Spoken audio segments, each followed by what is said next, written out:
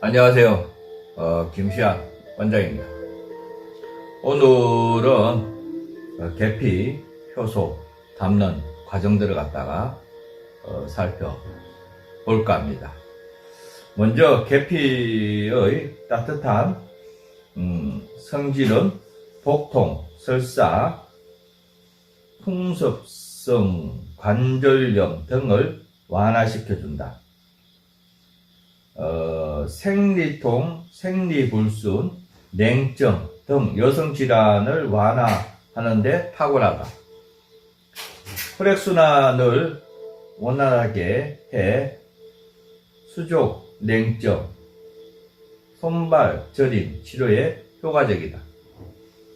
나트륨을 배출하는 칼륨 성분이 있어 혈압, 콜레스테롤을 낮춰준다. 복부가 차가워 일어나는 복통, 설사에 효능이 있다.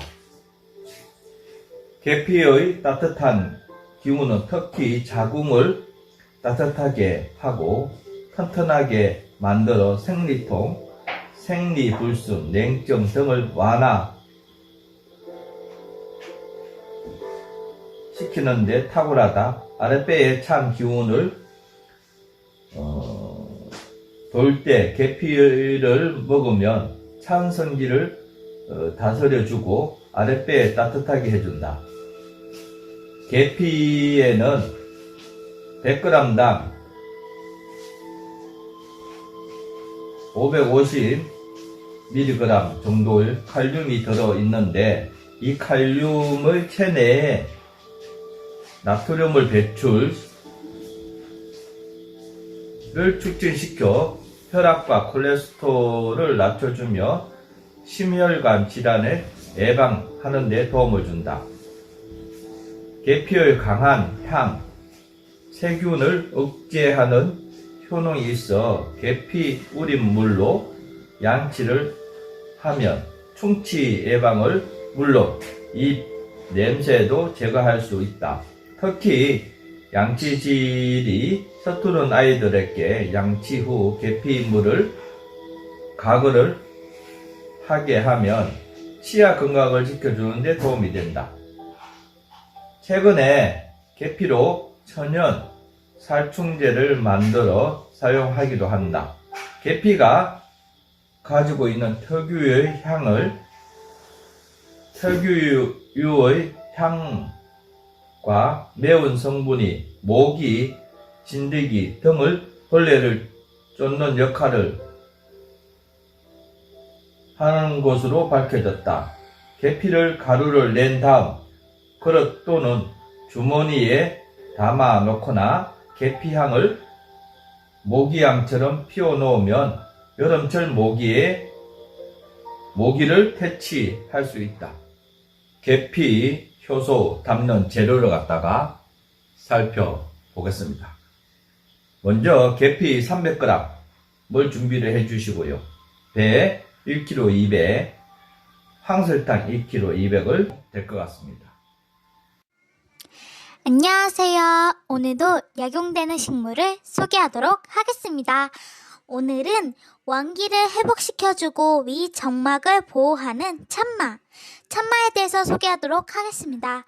삼국시대 백제에 가난하고 미천한 약초꾼 서등이라는 사람이 있었습니다. 서등은 신라 제26대 진평왕의 셋째 딸 선화공주가 마음씨 착하고 아름다운 미모를 가지고 있다는 소문을 듣고 흠모하게 됐다고 합니다.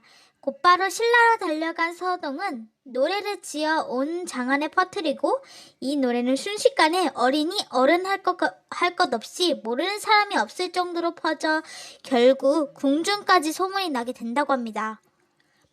진평왕은 공주가 아무리 결백을 주장해도 믿지 않았고 결국 선화공주는 진평왕의 노여움을 사 궁중에서 쫓겨나게 된다고 합니다. 서동은 불쌍한 선화공주를 데리고 백제로와 혼인을 하고 서동은 공주의 지혜로 참말을 캤던 곳 주변에 매장되어 있던 금강에서 금을 캐 신라 궁중으로 보낸다고 합니다.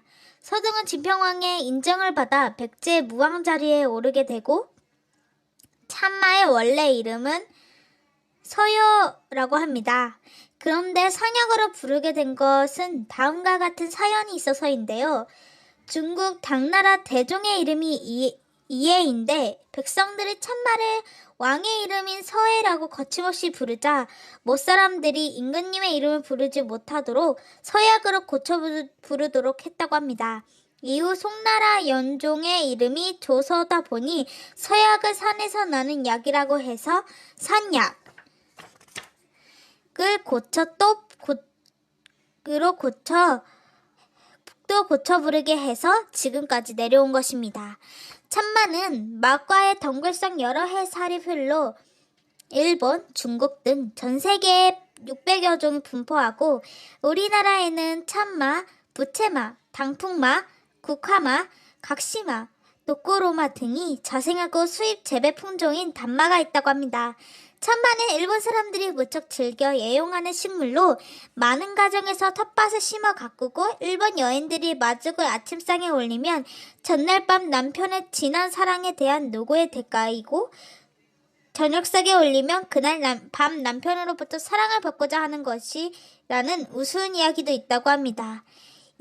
일식집에서 식사 전에 흰 점액질에 마습을 작은 그릇에 담아 내려놓거나 계란 노른자와 함께 곁들여 내놓기도 하는데 이 모두가 마을을 갈아서 만든 것이라고 합니다. 참마는 뿌리를 서해 산악, 산에서 우연히 만난 식량이라고 하여 산우, 산에서 나는 콩이라 하여 야산두, 회산약, 불장서, 옥견, 산저, 연초, 서약, 사우, 구황강, 야백서, 선자서, 배약자 등 다양한 이름으로 불리우고 즐기는 상약 등 주아는 영여자, 서예자, 서여과, 열매는 풍차라고 부른다고 합니다. 우리나라 토종참마는 세 개의 바람개비 같은 날개가 달려있는 삭바로 그 속에 종자가 들어있고 둥근 기둥 모양의 뿌리가 땅속 깊게 파고 들어가는데 아래쪽으로 점점 굵어지다가 끝에는 묵직하다고 합니다. 재배마는 덩이 뿌리로 고구마나 주먹이 준 모양같이 생긴 것이 있고 덩이 뿌리에 수백 개의 수염 뿌리가 달린 품종도 있다고 합니다.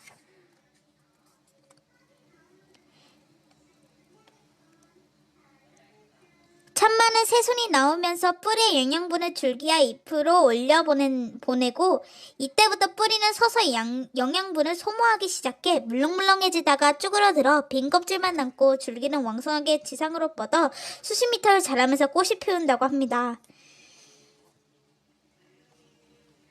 이렇게 해마다 새로운 곳으로 움직이며 자라기에 몇 년이 지나면 원래 있던 곳에 떨어져 있는 것을 볼 수 있고 참마는 땅속에 영양분이 뭉쳐있는 곳을 찾아 살아가는 기이한 특성을 가지고 있다고 합니다. 동의보감에는 참마에 대해 성질은 따뜻하고 맛은 달며 독이 없다. 허루루 여인 것으로 보하여 오장을 충실하게 하고 기력을 도와준다고 하고 살을 찌게 하고 힘줄과 뼈를 튼튼하게 한다고 합니다. 심기를 잘 통하게 하고 정신을 앙전시키며 의지를 강하게 하고 음력 2월, 8월에 뿌리를 캐어 겉껍질을 벗기는데 흰 것이 제일 좋고 푸르고 검은 것은 약으로 쓰지 않는다 라고 적혀 있다고 합니다. 참마는 근골을 튼튼하게 해주고 기력을 강화시켜주고 옛 의서에는 오래 먹으면 귀와 눈이 맑아지는 보약으로 소개되었다고 합니다. 폐기와 폐음의 부족으로 인한 허약증 및 해수, 천식, 심음허로 생긴 허리와 무릎이 시리고 윤약한 증상, 정액이 저절로 흘러나오거나 자신의 의지와 상관없이 오줌을 흘리는 형상, 음허내열로 발생한 소갈, 신체 허약과 빈혈로 인한 사지마비에 써왔던 약물식물이라고 합니다. 한방에서는 참마 뿌리를 약재로 쓰고 우리 몸의 부족을 한 것을 보태주고 다양한 보익약 중 원기를 회복시켜주는 보기약으로 분류하고 맛은 달고 성질은 평하다고 합니다. 비정과 신장 폐를 이롭게 하는 약재입니다. 뿌리 외에 잎, 줄기, 열매도 쓸 수 있고 어린 잎은 살짝 데쳐 나물로 먹을 수 있고 튀김이나 전을 부쳐 먹어도 된다고 합니다. 공처럼 생긴 주안은 가을에 따서 그대로 35도 술을 담그거나 말려 쓰고 밥을 지을 때 한 움큼 넣어 주아밥을 지어 먹으면 고소하고 맛있는 영양밥이 된다고 합니다.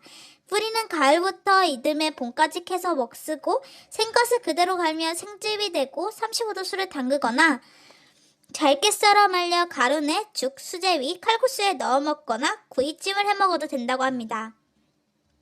찬물에 맨손을 오랫동안 손질하거나 겉껍질을 벗기면 옥살산 칼슘 성분으로 인해 피부에 가려움증과 염증을 일으켜 심하게 가렵고 이 증상은 체질에 따라 일시적으로 발생한다고 합니다.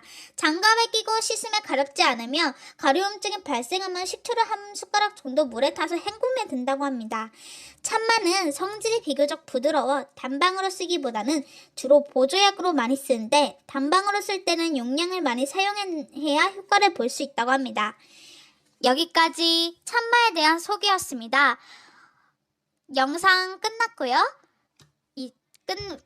영상 끝나기 전에 구독과 좋아요 눌러주시고 그럼 다음 시간에 보도록 할게요.